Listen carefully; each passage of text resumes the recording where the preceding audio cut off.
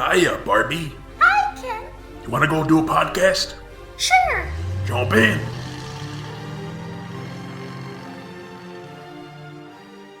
Hello, everyone, and welcome to Binging Barbie, a Barbie movie podcast. My name is Jay, and I'm here with my co-host, John! And we are going to talk about Barbie, specifically the Barbie movies. Now, the idea for this podcast came about when John and I realized during one of our Skype conversations that the new live-action Barbie movie is about a year away from release, and that just happens to be the perfect time frame in which to watch all of the Barbie movies, one per week, all of the animated classic Barbie movies, and discuss them. So that's what we're here to do. We're here to watch Barbie movies and talk about them. Yeah, also, this was a joke. I didn't actually mean for us to do this. I just said it jokingly. And you were serious about it, and you came up with a schedule. And I'm just here because you forced me to be here. Yes. That is what you're along for the ride. I'm driving this car. We don't know where it's going. Yeah. But we're here. This is our first episode. Today we will be discussing Barbie and the Nutcracker. The first Barbie animated movie of this sort of modern era of Barbie movies. Right. But before we get into it, let's discuss a bit our history with Barbie. So I'll start. Okay. My house, we had Barbies as kids. My sisters had Barbies, and we actually watched a lot of these movies when I was growing up. I actually watched this movie, Barbie and the Nutcracker, on the DVD that my family had when I was a kid. So I'm familiar with it.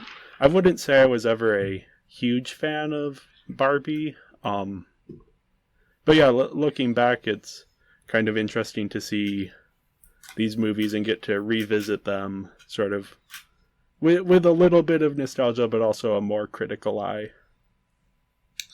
Yeah, I'm on the opposite end. I don't think we had Barbies in our house growing up. Or if we did, it was at the point where my sister had grown past it and she got rid of them. Because I don't remember ever having Barbie in my house. My cousins, though, whenever I'd visited them, they would have Barbies, and I would destroy their dolls. Because I was a brilliant child. No, the closest thing I had to a Barbie doll was G.I. Joe. Because they're clearly the same thing. Yep. And yeah, I didn't see any of these movies. I'd never seen any of these movies before. But, I am someone who likes to watch My Little Pony. So, I guess this is around the same corner of content, of just more aimed towards a younger audience, more towards little girls. So I guess I'm used to this type of content. So we'll see after this whole year of Barbie. Yeah, so these Barbie movies are interesting. They're a product of, Mattel, who owns Barbie, and they decided that in the early 2000s, that they wanted to see if Barbie could sustain her own straight-to-video movie franchise. And it spun off into this sort of very successful but very niche franchise. It's kind of been rebooted over the years as new kids enter and older kids leave the fandom. And yeah, they started out with these first few Barbie movies are sort of adaptations of fairy tales. But they're kind of the fairy tales that weren't already adapted by Disney. So the Nutcracker is kind of a quintessential one where it feels like there should be a Disney movie of the Nutcracker, and there is now a live action version. But there isn't a classic Disney version. So Barbie gets to come in and kind of they make their own version of this with Barbie, sort of separate from any other preconceived ideas of like, there's a few adaptations of the Nutcracker, but this is one of the few filmed adaptations to have gotten any kind of traction. Right. The closest thing that Disney has done with the Nutcracker would be in Fantasia, which doesn't entirely follow the story of the Nutcracker. Only in some tidbits. Yeah, to be fair, the Barbie movie is a very loose adaptation. And I think we'll get into that later. Right.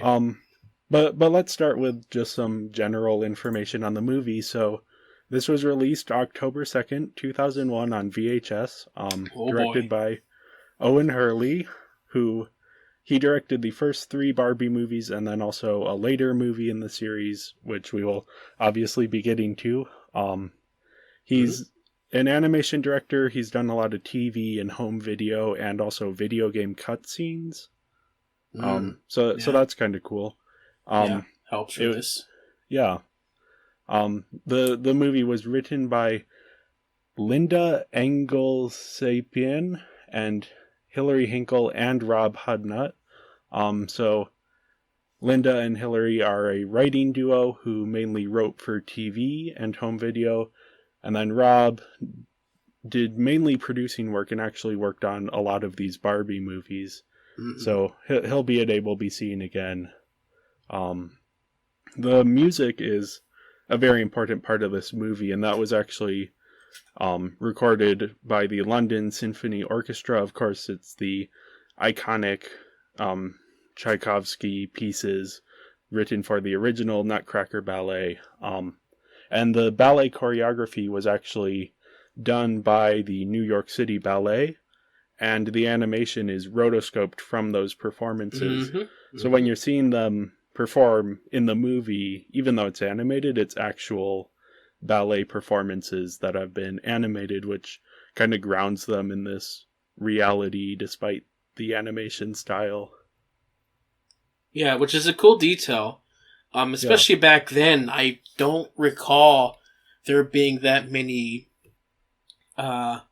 motion capture stuff in cartoons or films that I could recall. There were a couple moments, even just not part of the dance sequence, where the movements of the characters felt very natural, as if it was being rotoscoped. Motion captured. So it's neat. You don't really see that much this time. Yeah, and it's really well sort of done. It looks perfectly well integrated into the rest of the environments. Well, as well integrated as anything else. Sure. You can definitely tell that this is a production working on a smaller budget, smaller scale. But you can also tell that a lot of thought and effort was put into this. It doesn't feel like sort of just a job for the people behind this. It feels like they're actually passionate and looking to add a bit of artistry to it. It's really interesting in that sense. I don't think anyone would argue this movie is a masterpiece. It's rough around the edges, to say the least. I mean, I don't know. The people, they will fight. They love these movies. Yeah. I don't know why. It certainly has its charms, but it's not going to necessarily stand up to the classics of cinema. But as a direct-to-video Barbie movie, I think it has some interesting things, and also maybe some less interesting things. So, do you have any general thoughts before we dive right in? General thoughts before diving right in. Like I said earlier, motion capture didn't really seem that much. Generally, the animation for this time was pretty decent considering the budget they had. So, well done for them. Yeah. Okay, so now I'm going to introduce kind of the framing for this podcast. We're going to be evaluating these movies on 5 different criteria, and then rating them based on those criteria. So we have the story, the characters, the animation, the voice acting, and the writing.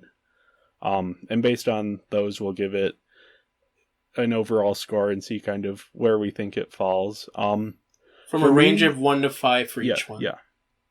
And for me, I'm doing this kind of evaluating these as Barbie movies, as straight-to-video movies, rather than necessarily comparing these to other movies. Kind of just trying to take these on their own level. So a 5 here doesn't necessarily mean that I think it's the best thing ever, just that for what it is, it's very well executed. Okay. Well, I'm not that merciful.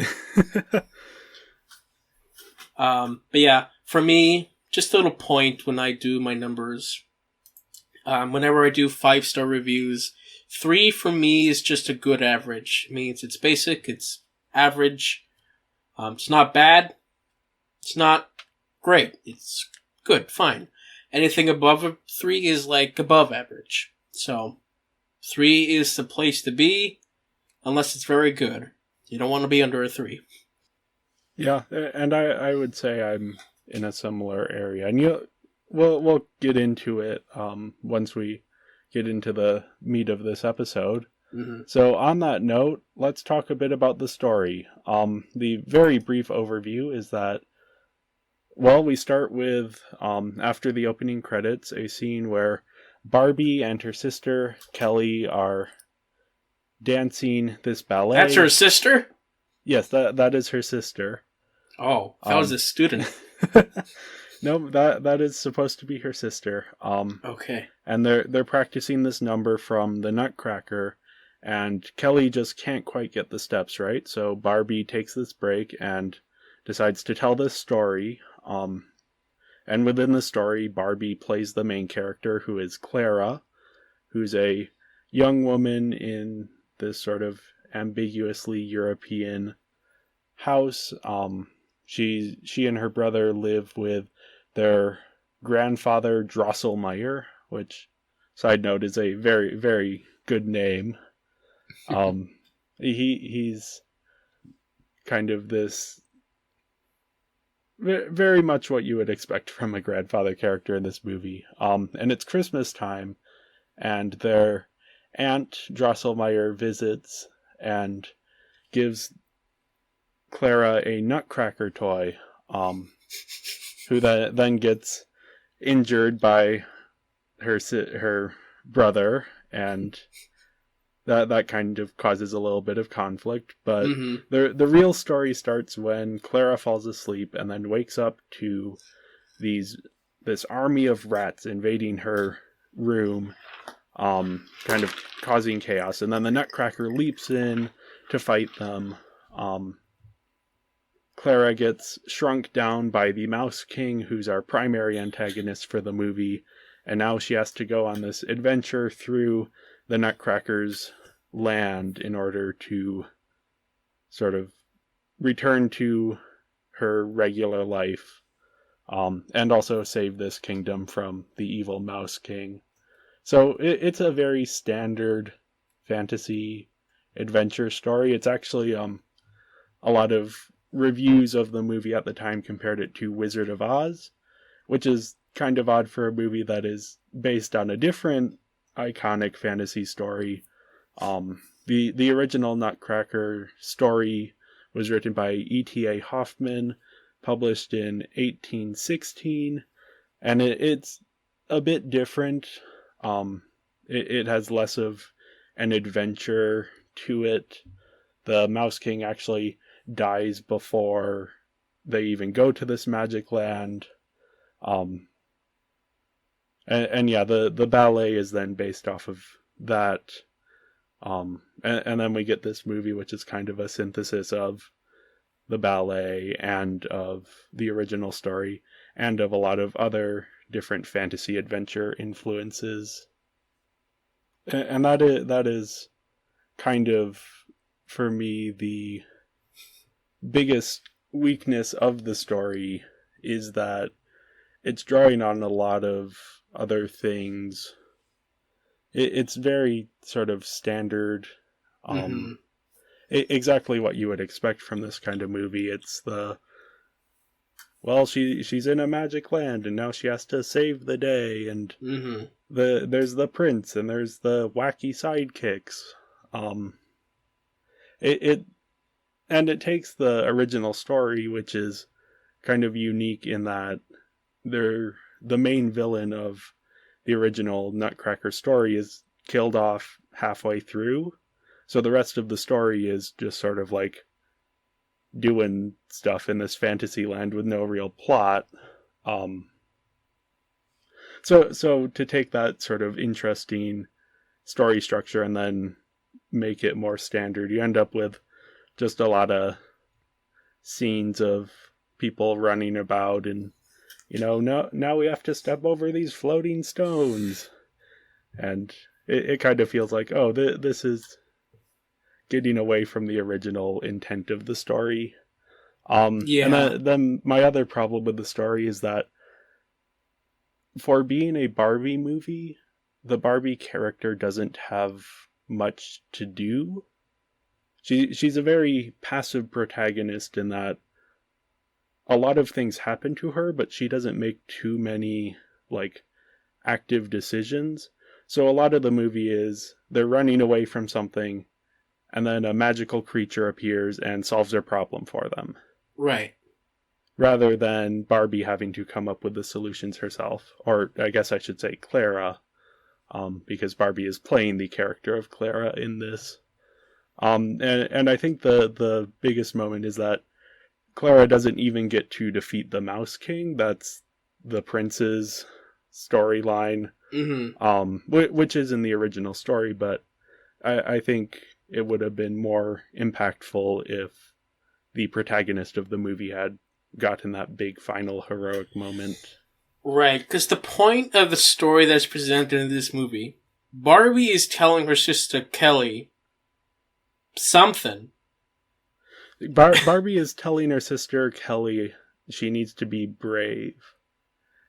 And this kind of gets into my problems with the characters as well, but Clara, as she's presented in the story, doesn't really change. She No. doesn't learn to be brave, she's just already brave, Yeah. which isn't necessarily a bad thing, but it means that the lesson of the story doesn't really land because you don't see a change in the protagonist. Right, because the focus of the story really should have been the Nutcracker. He's the character who has to develop in the end to accept who he is, and it would work for Kelly, but instead, the end message is, if you're brave, then you'll be a princess. Yeah, it's a, and that is kind of the message of a lot of these movies is, if you're brave, you'll be a princess. Yeah. But the problem is we don't see, like, Clara. There's no point in which Clara doesn't seem brave. Like, one of the very first things she does is say, "Okay, fine, I'll go to the fantasy land," Right. which is a very brave thing to do. But that means that in the end, when she's like, "Okay, fine, I'll go rescue the prince and the wacky sidekicks," she's just made the same decision she made before. Mm-hmm. There's no change. So she's kind of a stagnant character, and that makes the plot feel maybe a little bit Maybe the boring. brave thing about this story is that she wants to leave behind her entire family just to be with this guy. Yeah, that is. I think that is a thing that, and that's one of the things where this movie actually does kind of stray from the standard fantasy plot, is that she does genuinely decide she wants to stay in this fantasy land, and it's only when the Mouse King sends her back to the real world that she goes back. She doesn't actually want to. Right. And that isn't explored much. No. And it could have been. This is also a 70-minute movie, so They do have a very limited amount of time in which to do anything. Right, but a lot of that time is taken by dance numbers. Yes. Well, we'll discuss the dance numbers later. Right. I actually think there aren't enough dance numbers. I think there's too many, but sure. But I do think, like, you don't need the scene where they're on the floating rocks and trying to cross the floating rocks. And then the rocks float in a weird way. Well, I was expecting there to be a dance number on the floating rocks. Because it's the perfect thing to be a ballet on. Oh, you gotta be very graceful on the rocks. But no, the rocks were just there. Yeah. It's... I do have in my notes exactly in the floating rock scene, which is why I keep bringing it up. I have... Right. I don't think any of this was in the original ballet. I think they're just making stuff up to make this into an adventure movie, rather than doing these ballet sequences or adapting the ballet. Mm-hmm. They're sort of forcing it into a different mold.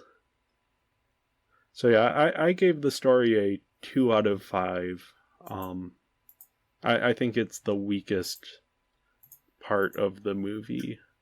What about you? I give it a 3. It was basic. I didn't think that anything was terrible about the story. It was just wasn't anything new. I didn't feel like there was anything in the story that was, I guess, bad. It was just there. Yeah. So we give it a... I gave it a 2, you gave it a 3. That means our average score for this is 2.5. Correct. So yeah, let's move on to the characters. We already discussed Clara quite a bit. Mm-hmm. She to me, she's kind of a stagnant character. Right. And it wasn't until the end of the movie when Barbie basically says, "And that's why you should be brave," that I was like, oh yeah, the message of this movie is supposed to be bravery. Because that's one of the characteristics that Clara has, but it's not really emphasized all that much. It's not a bad thing a bad message or anything. It's just kind of odd given the rest of the movie that was the focus they decided on. Yeah, do you have any other thoughts on Clara? No. She was what she was. I guess there's more to say about her when it comes to the Nutcracker. I will comment briefly. I think the character design for her is very good. They're spot on with making her look like Barbie. Yeah. And but besides that, I don't know what else to say. I mean, reading a bit about the production from Wikipedia, they had one animator who was just animating her hair. Mm-hmm, yeah. And that tells you the amount of detail they put into her character design in her animation. I also think it's interesting that she doesn't have that many outfits throughout the movie. Obviously, one of the ideas of these movies is that you have the movie and then you have the tie-in toy line so that kids will buy these Barbies so they can play along with the movie. But she spends the most of the movie in her sort of nightgown type dress. Yeah. It isn't till the end that she gets her transformation into her sparkly tutu with, and it's a good transformation sequence. I do think it's kind of hollow just because she hasn't changed on the inside. But I do think it's an interesting choice not to constantly have her changing outfits, because it means you can only really sell 2 or 3 outfits to go with this movie. Plus, it's so much work to do a new costume. Yeah, that may be what ended up being the reason. Mm-hmm. I'll talk more later when I go through my notes, but let's move on to the Nutcracker himself. Yeah, I thought he was interesting. I think, or I guess not interesting, I should say. He's a bit of a blank slate character. He's just kind of blandly charming, blandly handsome. I actually thought he was more handsome as the Nutcracker than as the prince in the end. Clara was very much into the Nutcracker. Yeah. Even when he was just the Nutcracker toy. Like, the way that she looked at that thing. Yeah. Oof. It's the Beauty and the Beast problem, where when he transforms into the prince at the end, you're like, oh, that's it? Where's his mustache? Yeah. As he has maybe some of the worst lines in the movie as well. Just standard action lines of like, I didn't even write them down. The only line of his I wrote down was, "Insolent mouse," which is just kind of like that's exactly what you expect right hero to say in this kind of movie. I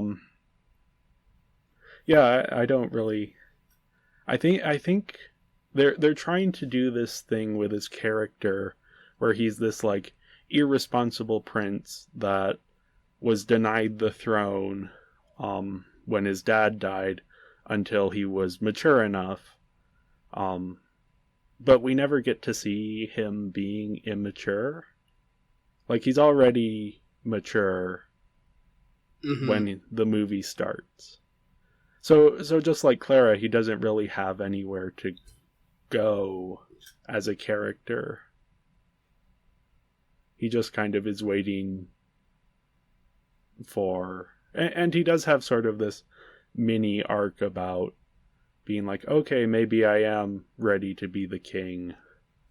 But I don't know, it didn't... Since he never grew in responsibility throughout. And also I do kind of question his dad's decision to put the evil mouse in charge of the kingdom instead of the son, who was apparently irresponsible, but we don't see anything of that. Yeah, no, I must have just missed that part. Yeah. Because he was just there to be the action guy. Yeah. He could have been more interesting. I think both of the lead characters could have been more interesting. But then we had the Mouse King. Yes, the Mouse King is probably my favorite character in this. Of course. A lot of that is just the Mouse King is played by Tim Curry, and Tim Curry is awesome. Yeah. Just the best at this kind of like villain role. He's played basically the same character many times before, but they're all great. He's got a good voice for it. Yeah, he knows exactly what to do with this role. He has some of the best lines in the movie. He has a good dynamic with the different characters. He has this cool little staff that's like the White Witch from the Lion, the Witch, and the Wardrobe that turns things into stone, but then it also transforms, which is fun. He turns into a big rat at the end. He sort of kaiju-ifies himself. Yeah. My one question with this character is, again, why did this old wise king leave him in charge? Like, what's up with this? Maybe I just thought that the Mouse King just took over. No, he was put on the throne by the old wise king, who I'm starting to suspect wasn't so wise after all. Did he? It undercuts the ending of the movie where the prince says, "I will be as wise like my father." I missed a lot of things, I guess. Yeah. Like, by the end when he says that, I'll be wise, like, with the wisdom of my father. I'm like, is his father alive? Is he dead? Where is he? How is he going to get his father's wisdom? Where's the father? I don't know. Well, apparently his father didn't have much wisdom, given that the Mouse King was... Who is very blatantly evil. Like he isn't interested in hiding it or anything. He's just kind of... I mean, he was only wise because he thought, man, this Mouse King sounds like Tim Curry. I guess I gotta choose him. I mean, yeah, that is a fair point. maybe the Mouse King isn't so bad after all. I mean, he is pretty bad, but that's his charm, actually. Yeah. That's pretty much it. Yeah, he's a lot of fun. I actually we'll get into it in the voice acting, but I didn't realize it was Tim Curry until about halfway through the movie. My first note on the Mouse King is, wow, this actor's doing a really good Tim Curry. And then halfway through the movie it occurred to me, wait a second, this is Tim Curry. So that was a fun discovery. Mm. But yeah, moving on. The next character we have is Major Mint. Right. He's one of the wacky sidekicks. He doesn't have any character traits except that he is the most British character ever to be British. Mm-hmm. Most of his lines are some British phrase followed by indignant British noises. Knickknacks. Oh. Grave googler. Chicken blinder. Yes, exactly. You've just encapsulated his character perfectly. That is his character. Who doesn't like anybody. He's like, oh, yeah. Or their ideas. It's kind of endearing, but not enough to make him an interesting character. There's no point to him or his character. At least Captain Candy had a little bit of an idea. Yeah. Because he's the Nutcracker's friend. Yeah. This guy, it is kind of... I do think it's weird when you take a step back and go, why is one of the major characters in the first ever Barbie movie a British guy, an old British guy who just kind of follows them for the adventure? Right. Like he's one of in the band of 4 main characters who go off adventuring together. He's one of the 4. I mean, I could say the same about in the first Barbie movie, why is there a Nutcracker? Good point. But why is there a Mouse King? I don't know. Those are at least characters from sort of iconic fairy tales. But no, it's just... Major Mint is... It's just very strange that the very first Barbie movie that they make is the Nutcracker. Yeah. It's an odd choice. Yeah, I mean, Rapunzel is the next movie, and that seems more... When you think of Barbie, you think more for slice of life stuff, for the many careers, not fairy tale. Which, at this time, this was right after the Disney Renaissance, where they kind of brought back the fairy tale, especially in animated form. So I think in that context, it maybe makes a little more sense. I believe this was also around the time that Disney launched their Disney Princesses line, which was sort of this marketing tactic to resurrect old properties, fold in the new Disney Renaissance properties, and kind of get girls interested in princess toys again. So I think Barbie's kind of, or Mattel is kind of trying to make their own Disney princesses line with these Barbie movies. Yeah, because Barbie is actually surprisingly very competitive. Yes. Of a toy company. Yes. I mean, Barbie might be the most well-known toy in the world. Besides Lego. Maybe. But like, they're a toy character by themselves, the best. Yeah. Lego as just a brand. Yeah.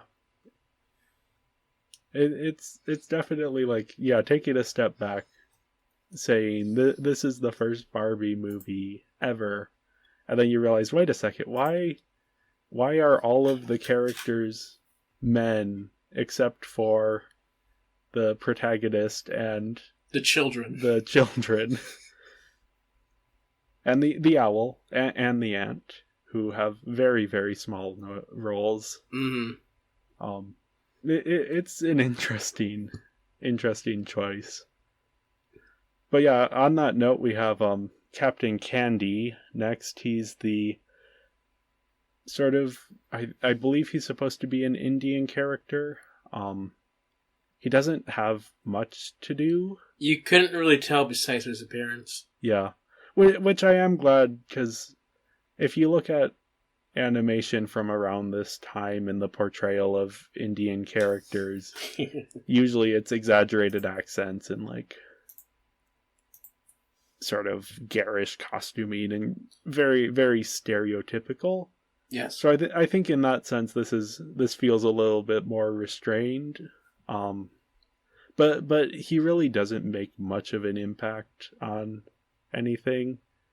Him and Major Mint are just kind of like the two wacky sidekicks that get up to shenanigans in the background of the frame. Yeah. 'Tis a shame. Yep. And I don't know. I don't think either of those characters needed to be in the movie. No. And given how much Clara and the Nutcracker, they need better character arcs, and I think they honestly need a better romance. I didn't buy the romance between them until the scene of them dancing at the end of the movie. Mm-hmm. I think you could have cut these characters out and had a better story. I do, however, think that Pym, who's the bat, he was fun. No, he wasn't. He was a good foil to the Mouse King. Ah. I will admit, I went into this thinking he was going to be the annoying animal sidekick, and he was.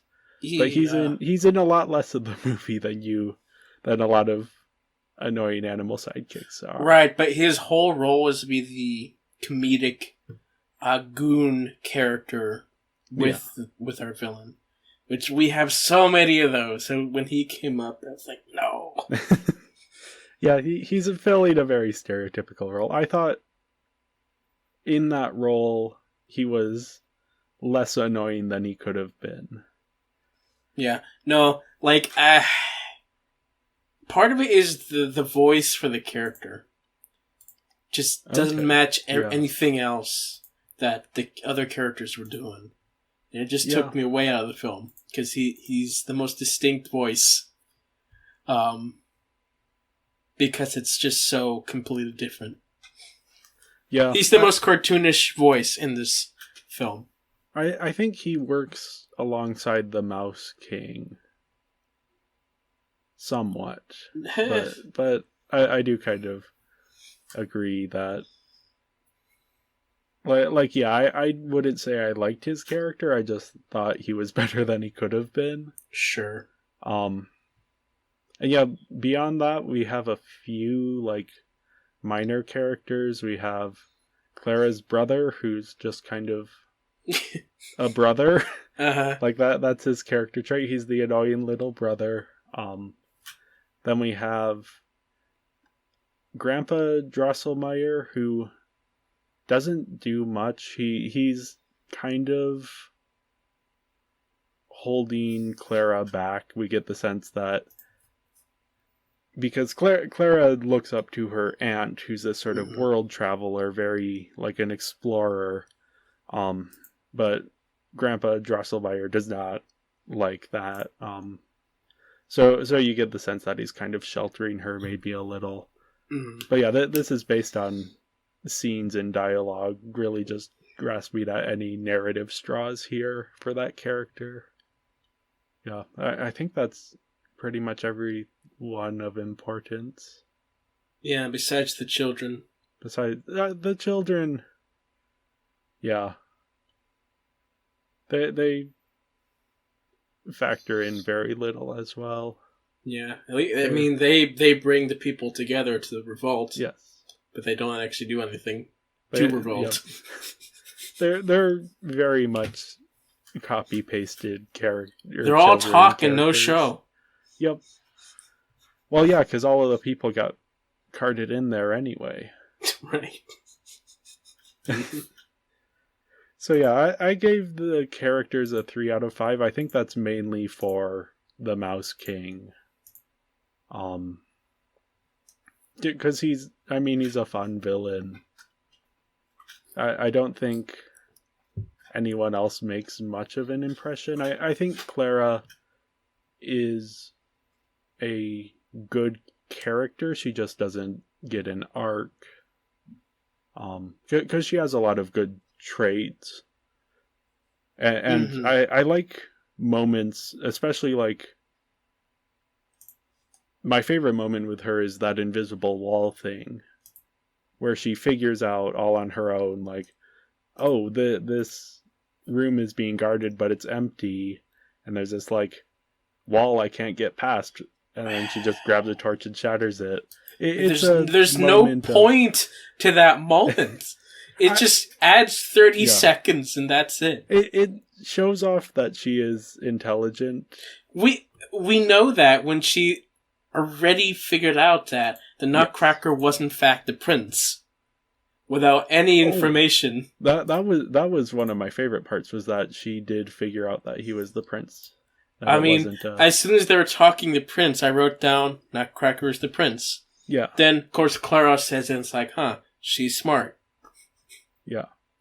I do think it's fun to have little moments that just like, and since she's talking you through the thought process, it feels like they're highlighting her cleverness, which then would make you think that this movie is about cleverness, but it isn't. It's about bravery, apparently. Yeah. Sure. So yeah, I gave it a gave 3 as well. Okay. So our average score is 3 for that. That's easy enough. 3. Yeah. On to next up, we have the animation. This is sort of, we already talked a bit about the dance sequences, and I think we're going to disagree on this. The dance numbers are my favorite part, because they're rotoscoped. They have a physicality to them, and the movements are accurate to what you would see in a ballet. Right. And given that this is an adaptation of a famous ballet, perhaps the most famous ballet, I have in my notes multiple times, I wish there was more ballet, because it adds sort of personality to this that I think the action scenes just kind of don't. The action scenes are just movement and noise, whereas the ballet, you're getting character dynamics, you're getting different sort of expressions of ideas.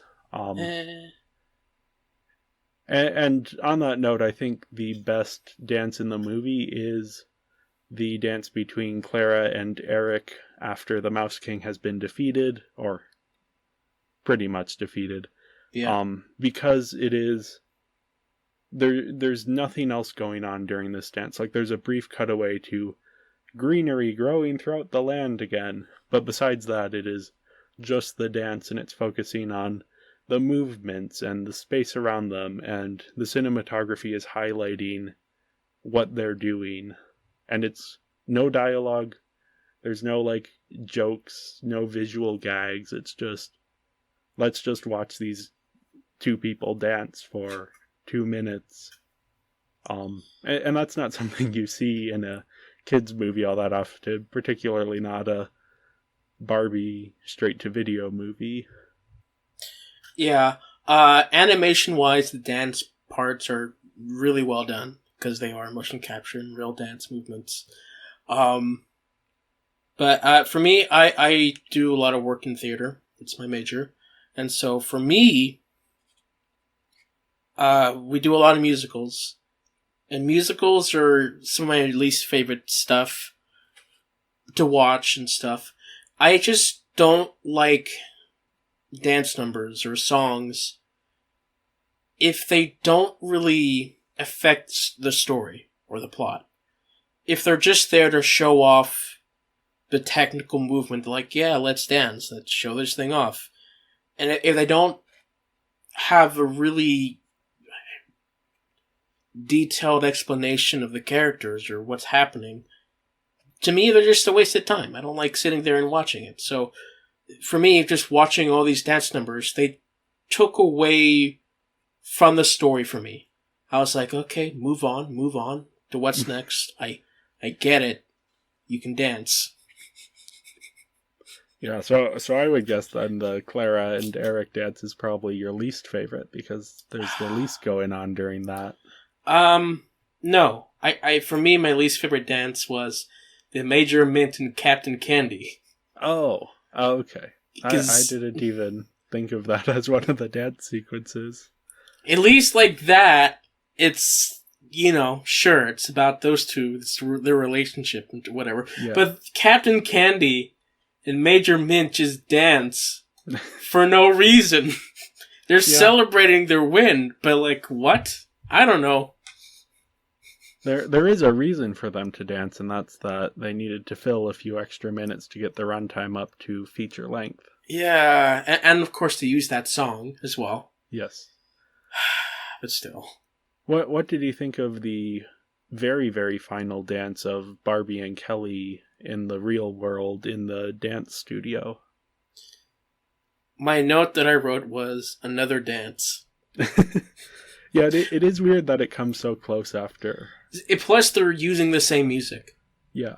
As the last dance that we saw. So it was expected to see them dance, but for having them use the same song that they just played was kind of eh.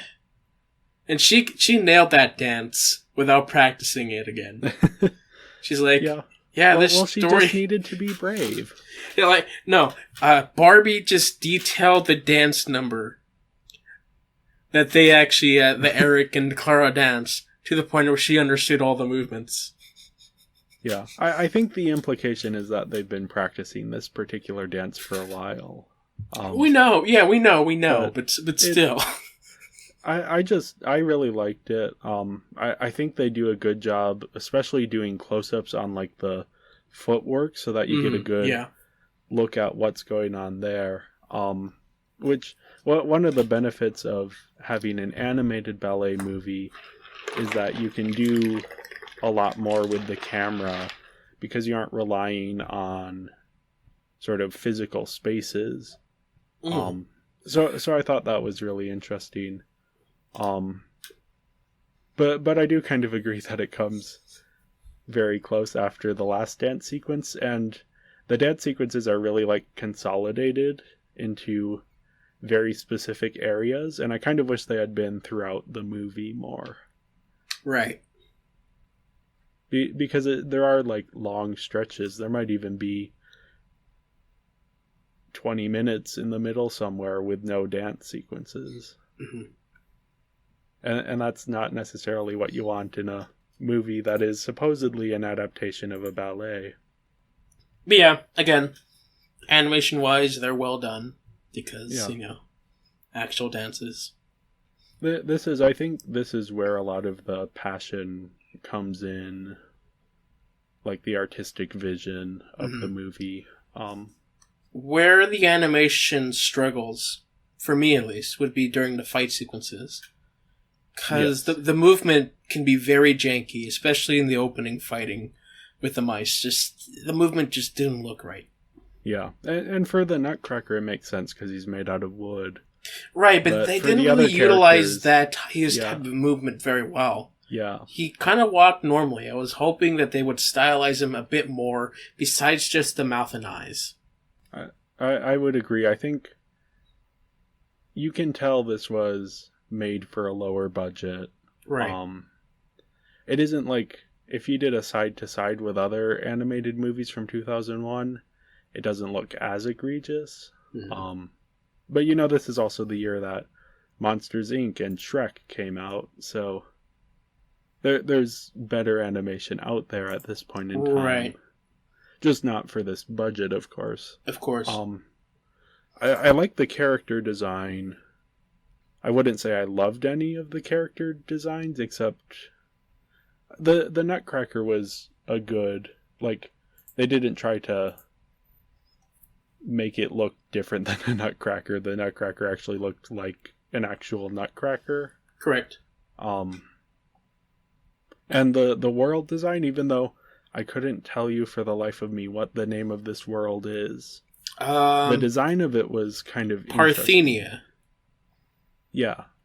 It's not like, it's very generic Fantasyland, but I thought especially the 2D backdrops were cool. And I like that they kind of satirized the 2D backdrops with an actual scene where the characters walk into a 2D backdrop and it's a trap that is a cardboard Yeah. cut out of a castle. Mm-hmm. There's really only one moment where I thought that the 2D backdrop really stood out to me, is when they first implemented it.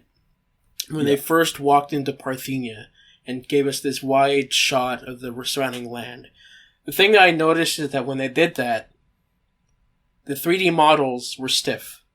They didn't give them any movements during that wide shot. They just stood straight still, like they were just images of the characters and not the actual models that they had. It was kind of weird looking. Yeah, it's... I mean, you can definitely tell it's straining against the budget a little bit. Of course. And I think part of the reason I like the 2D backdrops is that it's in contrast to the 3D animation, which is at times a little bit rough around the edges. Mm.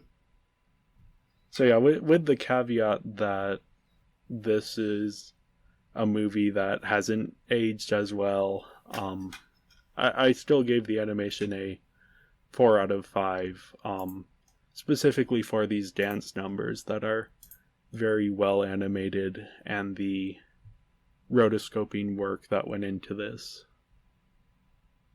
Right, I give it a 3 just because of the age. That hasn't aged as well as others. It's still good though, especially at the time. Yeah, but I think it's had an age. I think someone wouldn't necessarily have to watch this full movie, but the dance sequences are worth revisiting. Just because they're interesting as pieces of art in their own right. Mm-hmm. So yeah, next up we have the voice acting, which you'll have more to say on these than I will. I'm not all that familiar with voice acting. But let's start with Kelly Sheridan, who plays Barbie and Clara. Mm-hmm. Going after Kelly. Yep. She's played Barbie in many movies since this one. She is most of the voice of Barbie throughout all these movies. Yep. All the way 2001 to 2015, so that's a 14-year tenure as Barbie. And a little bit more here and there. Yeah. As well. But as she's also known for voicing other things, like more recently she was in My Little Pony. She started in season 5, but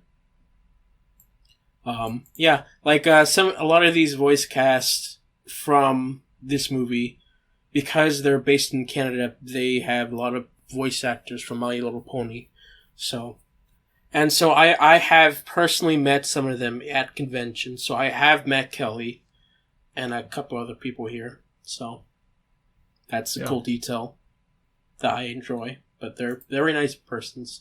Kelly, I think, did a good job at just giving like a bit of emotion to this character who doesn't have a whole lot of character. So what I feel is that she does a good job of making you part of the character along for the journey. Maybe not so much giving so much personality. We're like, oh, they're this comedic or there's dramatic, but she does a good job of giving you this character that you can trust, that you know is intelligent. Yeah, she kind of gives what you want from a Barbie performance, which is sort of this performance that you can imagine coming out of a doll and being a part of a kid's playing with these dolls. I think she's my second favorite in the movie, and that's only because Tim Curry is so good. But I think she knocks it out of the park. There's a reason they kept bringing her back for these movies, and yeah, she kind of is in a lot of ways the definitive voice of Barbie for a lot of people. Right. And she earns that sort of reputation. Yeah, I don't have much else to say. Yeah. Next up we have Kirby Morrow as the Nutcracker / Prince Eric. This is his only Barbie movie, and he's more of a voice actor, but Yeah. he's done live action work as well, usually as like, characters who have one line of dialogue. Like in the RoboCop reboot, apparently he played a character that didn't even have a name, but was in it. Yeah, apparently.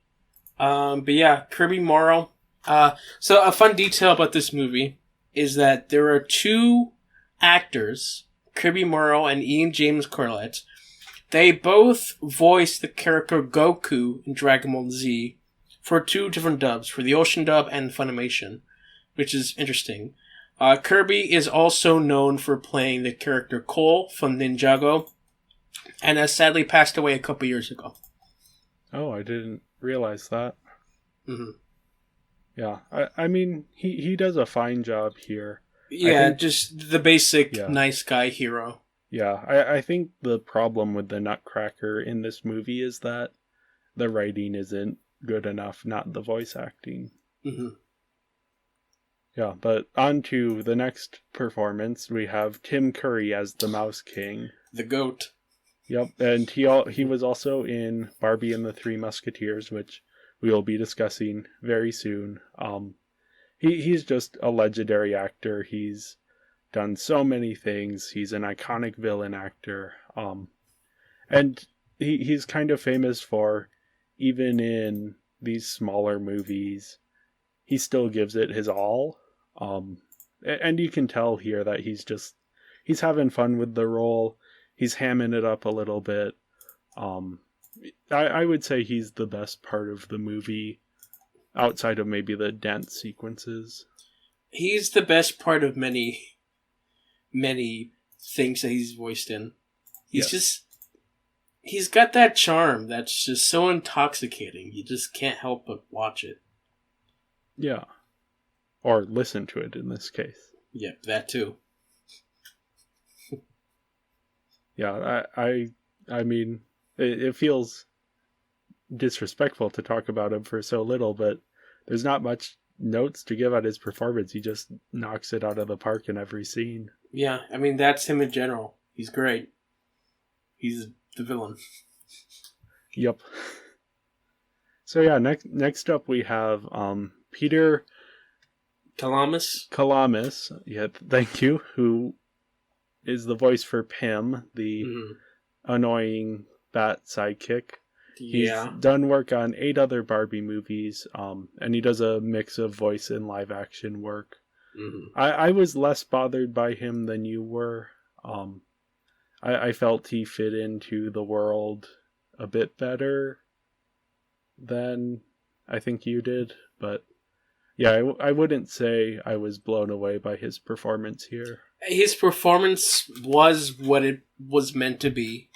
Yeah. This comedic, goofy, sidekick character to be the dumb one against the main smart-ish villain. Yeah. It's the kind of character that in a kid's movie like this, you just know that this is the character that the parents hate the most. Yes. Because, this is the type of movie where a kid will watch this over and over again every day for a year. Mm-hmm. And the voice that's going to stand out the most, I think, is the Pym, this bat character who is very, very annoying. And I thought he was used sparingly enough that it worked, but I could definitely see why he would get on people's nerves. Yeah. Yeah, up next we have Christopher Gaze as Major Mint. He's worked on 9 Barbie movies, and also has done a mix of voice and live action work. Very, very British performance in this movie. Very. That's maybe my biggest takeaway. Yes, he's also in Death Note. He's the voice of Watari. Yes. I did see that on his IMDb. and he's in quite a few things. He's also in My Little Pony. He's in Smallville. He's in one of the Bionicle movies. Again, the Canadian people. Yes. Yeah, I wouldn't say I had any. I didn't think his performance was good or bad. Just that it was British, and I think that's how it was written. So there you go. Yep. Next up, we have Ian James Corlett as Captain Candy. He's done work on 5 other Barbie movies and also does a lot of voice work. Yeah. He's done stuff for Scooby-Doo, for Nier, the video game. And one thing of note is that he played J. Edgar Hoover, the voice of J. Edgar Hoover, in Being the Ricardos, the recent movie about Lucy. Not really a memorable part of that movie, but not because of his voice acting. And I would say he's not the most memorable in this Barbie movie either. I don't have anything to say besides what I said earlier. He was Goku. Yep. And we can kind of move through these last few pretty quickly. We have French Tickner as Grandfather Drosselmeyer. He was also in Death Note. Oh, sorry. He was Watari. Oh, okay. Not the other guy. Yeah. I was getting ahead of myself. Kathleen Barr, who's Aunt Drosselmeyer and also played the owl. I love Kathleen and her work. She did work in My Little Pony, of course, but yeah, I'd really love to meet her. I have not, but I would really love to. She's great. Yeah, and she doesn't really have much to do in this movie. No. But she has worked on 22 Barbie movies, so I suspect we will be talking about her quite a bit. Then we got Kathleen Westluck, who I have met. She's most recently big role in My Little Pony. Fantastic person, loves to talk. She's also the voice of Nier from Death Note. Okay. Yeah, and she's been in 8 Barbie movies. Then we have Alex Doduk, who plays Tommy. I don't know anything about him. Yeah, this is his only Barbie movie. Kelly is played by Chantel Strand. She's in 7 Barbie movies. I think she's always playing the character of Kelly. Okay. And yeah, I don't think there was anything of note really here. Then Britt McKillop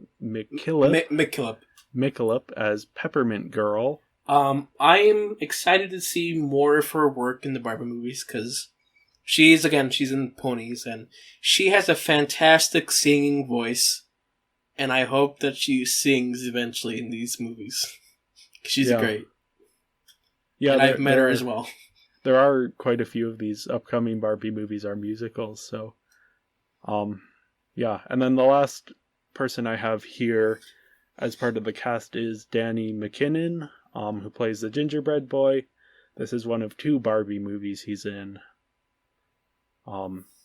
Again, doesn't really stand out too much in this movie. Yeah. And then I did also want to mention the New York City Ballet, who did the rotoscoping performance, or who did the performances that were rotoscoped. Yeah, fantastic voice acting from them. Well, I think it's important to mention their performances, even though they aren't voice acting. Yeah, no, I get you. Because they are playing these characters, and adding a lot to what I think is the best part of the movie. Though I know we disagree. So yeah, I gave the voice acting a 5 out of 5, mainly for Tim Curry. I think he alone sort of gets this 5 out of 5 rating. I think Kelly Sheridan also kind of does really good work here. So that's I just gave it a 5 out of 5 for both I of give it a them. 4 because although I love Tim Curry, I think that everyone should also be a factor into my points. So That's fair. everyone was good. I didn't feel like anything was bad. Even Pim, he did his job, even though I didn't really care about him. But I didn't feel like it was top tier voice acting. So they're 4. They're above average for me. So yeah, we gave the average rating for this is 4.5 out of 5 for the voice acting. Mm-hmm. So yeah, now let's go on to the writing. We've kind of already discussed a lot of the writing. Writing is more so how the story is told, like the dialogue, the character writing. The story is like the generic story. This is the actual in-betweens of the story. Yeah. I was not blown away by any of the dialogue. No. My note here is dialogue is fine. Yeah, that's about right. It doesn't really stand out. There really should have been more dance numbers, in my opinion. The character arc should have been a little bit better thought out.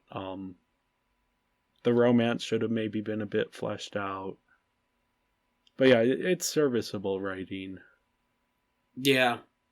I gave it a 3 out of 5. I give it a 3 as well. Yeah, so that's an average of 3 for the writing. Yes.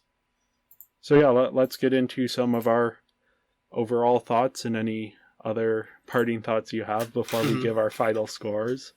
Yeah. I'm just going to go over my notes. Yeah, go for it. Just starting with the opening of the film.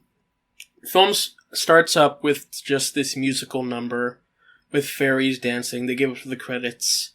I felt like the opening really needed sound effects because it was just very weird. Yeah. It needs something there because there's stuff that the fairies were doing, but there was no sound to go with it. Yeah, I didn't mind the opening credits. I thought they were kind of fun. But yeah, I could see how maybe adding sound effects might have helped. Yeah, there's a lot of notes that I have for this film where sound effects are a real issue in this film. Okay. There's a lot that needs to be done. The models for children-looking characters aren't great. This is a period of time where child models were. They're still trying to perfect them. They were more exaggerated and not as fun looking. Yeah, Clara's hair was something that I wanted to point out. Is that the hair? I thought some good movement, but her hair is just a big lump with some strands at the end to give texture, which is hair was a big thing to figure that's out. Partially, I think, technological limits as well. Though Monsters Inc. had a lot of hair and fur in it. That was their technical challenge for that film. Yeah. Though Monsters Inc. of course had a larger budget and likely a larger production team as well. So of course. Clara really loves the Nutcracker. Yep. Before he had a personality. She just really loved it. It's their romance is very much they're supposed to fall in love, so they do. Yep. Yeah, my notes for when the mouse started coming up, my question was, is this whole thing going to be a dream? Is there magic involved? Is this an LSD trip? Turns out it was magic, so it happened. Which was weird. I really liked the music, but the music, it was just the Nutcracker music. Here's a big note that happened a lot in this film. There's a lot of dead silence that happened for like 5 seconds, where the characters are just standing around in between lines, and the silence is just ambiance. Very little detailed ambiance. So it's just really quiet and awkward. Yeah, maybe a bit of an editing problem there. Yeah, probably. The Nutcracker. I think that he needed more Nutcracker sounding sounds. Because, like, when he's walking, whenever he's moving, there really should be that click, click, click of the wood sounds. But they only ever did that when they really wanted to point out specific things with his body. Like, if his arm's detached, they'll make a sound for that. But generally, there wasn't really any sounds given for him. There's a line here. When the snow fairies leave, I believe it was Major Mint or something. He says that, the snow fairies left to go make blizzards. I immediately thought of Dairy Queen. I mean, there is a shortage of workers, so I guess. Yes. The entire time I'm questioning, how does Clara's story relate to the child, Kelly? They should have danced on the floating rocks. They should have. Yes. Okay, I think the weakest dance number would be the sugar plum dance, the fairies. Because the music wasn't matching the visual dance. For like big moments where you'd expect them to have better movement, but no, it was just generic for a lot of the time. I didn't really understand Clara's motivation throughout the film. I didn't really know what was going on. There's the moment where Clara goes to the prison and she tricks the guards, but I didn't understand how she did that because it's the classic. They're dumb guards, but like there's no reason for her to do that. It's why kind of she'd have classic, that authority. Because like the Mouse King is not known to have a girlfriend, so I think it's just the classic. The evil villain is so strict in his rule that people will. I know, but there's that famous anecdote about Stalin that, as he was dying on the floor of his office, the people guarding his door wouldn't go in because he was so strict about that. So I think it's kind of playing off of that thing. It is, but like there's no proper setup for that. No. They just wanted to do that joke. The setup, I think, is him turning the two mice if she into had bookends. disguised herself as a guard, I'd buy it. But she just walks in her dress, and they're like, "Okay, woman who we've never met. I guess you're an authority figure. Okay." Yeah. Anyway, so the Mouse King is run off into the sewer. Major Mint a remark is like, "Oh, yes, back where he belongs." I made a note that the Mouse King, I thought that was this last part of the film was like, they're just gonna let him go. He's gonna go and spread disease. That's not a win. But anyway, the princess was with us all along. Jay. Oh, of course. That I saw coming a mile away. I didn't. Oh, you when didn't? No, I didn't. I was expecting the whole prince being the Nutcracker. I was waiting for the princess, and then when she was it, I was like, what? How? Why? Why was she the princess all along?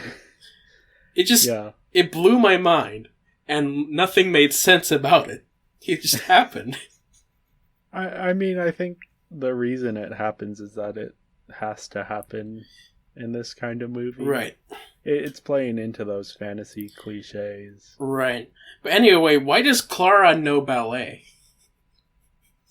It's the same reason everyone in the Nutcracker ballet knows ballet. That's the medium through which the characters express themselves. That's why Clara, despite being ambiguously Russian, speaks English. Right.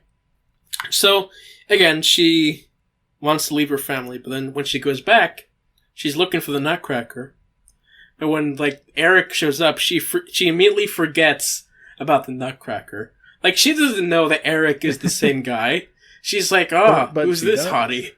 He turns out to be the same guy in the end, but still, like, she wouldn't know that. She's just, forget about my toy. This man's a hottie. They're together, I guess. Yeah. Why? I don't know. Well, that is also the ending of both the original story and the ballet. Sure. It's kind of the best of both worlds. She gets to go back to her real life, which honestly doesn't seem all that interesting, but whatever. She gets to go back to that, and then also, like if it were me, I would just stay in the fantasy land. It looks more interesting than snowy European manor with the annoying little brother. Yeah, and of course, just the main message of bravery. And if you're brave, then you'll be a princess. Yep. That. Well, if you're brave, you can do ballet. That too. That's all my notes for this film. Yeah. I thought it was fun. Has some dumb parts, has some good parts. Really like the ballet stuff, like I've been saying. Tim Curry steals the show. And Clara really should have had... she needed a character arc. Like, I don't think she's a bad character, but there's just no development to her. And I'm hoping the later Barbie movies kind of add in some character development throughout the movie. Though obviously that's a bit difficult to do because you're trying to, this is supposed to be Barbie movie, so she's supposed to be like the main character that everyone loves. But I think it would have been nice if there was a little bit more development in that. So based on that, my total final score is 17 out of 25, which is 68%. So, above average. Not great, but not bad. Yeah. For me, I was 16 out of 25, which was 64%. I also included another estimate, which ended up being a 3.2 out of 5. Yours ended up being a 3.4 out of 5. Okay. So. Yeah, and then our average total score is a 16.5 out of 25 points. That's a 66% overall rating. And a 5-star rating of 3.3. Yep. So, yeah, it's an interesting movie. Very, very interesting to start out this series. But yeah, I mean, I still think it's a very questionable choice to start your Barbie franchise with fairy tales. Again, context of the time period would probably help, but again, this is 20 years later. Yeah. Well, yeah, on that note, thanks for sticking with us. We hope you'll join us again next week for Barbie as Rapunzel. Bye. Bye.